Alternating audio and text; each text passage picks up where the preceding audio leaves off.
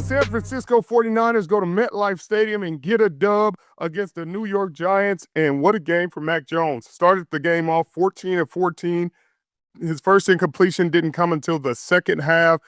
He did have a fumble in the game, but it was one of those plays that I feel like is on the offensive line. That's on Colton McKivitz, gets beat clean by Brian Burns, and he hits Mac Jones as he's releasing the football. The fumble, great play by him, great play by Abdul Carter to catch the football.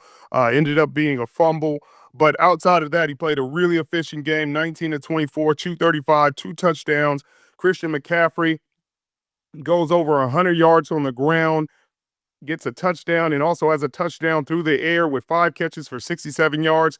16 games down with a rushing and receiving touchdown. That's the most all time. Congrats to Christian. What a game from him. But the thing I want to talk about from this game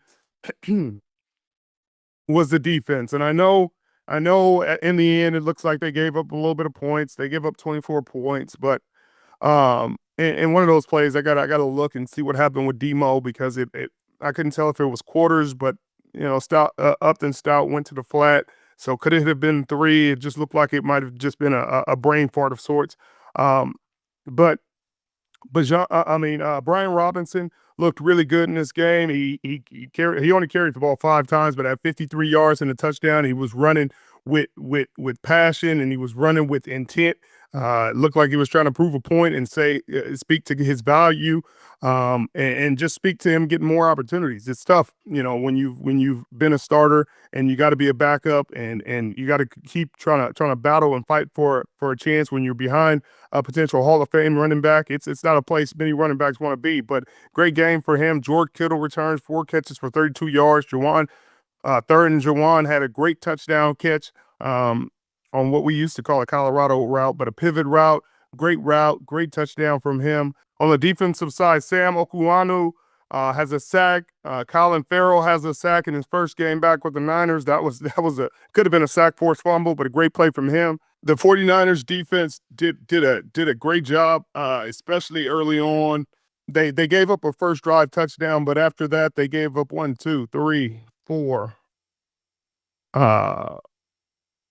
5 straight 3 or 4 or 5 and outs, and that was phenomenal for this team. Even after the forced fumble in their own territory, they were able to get a stop and force a missed field goal from the Giants. You got to give them credit. Young guys playing.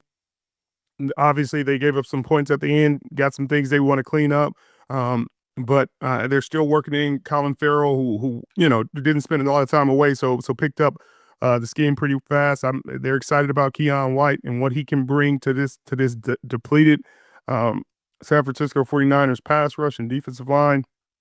They may have lost Mikael Williams for a little while. I'm not sure about the severity of that injury, but this is still a big win. San Francisco 49ers, for all the turmoil, all the ups and downs of the season, are still 6-3. Still learning with this young defense, still figuring things out. Still are active before the trade deadline, which ends Tuesday. There's a ton of rumors out there. We'll see which ones are true and which ones aren't. With the Cincinnati Bengals losing again, are they more apt to deal Trey Hendrickson? Maybe. Are there other names out there that may be available? Potentially, we will see. You can never go wrong. Trusting Kyle Shanahan and John Lynch and what they've done. Their track record is what it is. The way they've battled throughout this season, the way the team has fought throughout this season, you got to give them a ton of credit for what they've been able to accomplish. You look online, you wouldn't think the San Francisco 49ers are 6-3 and really battling for the division lead in a really, really tough NFC West, but that's where they are. And that's the truth of the situation. They're competitive. They're doing a great job. They got a tough division game next week against the Rams at home.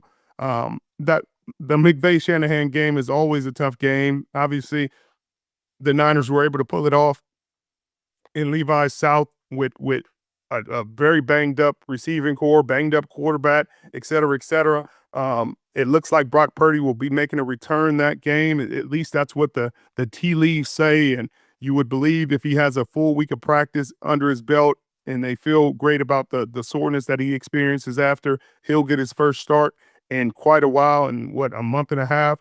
Um, so we'll see how that goes. I'm sure there'll be a little bit of rust there, but they'll be excited to have their starter back.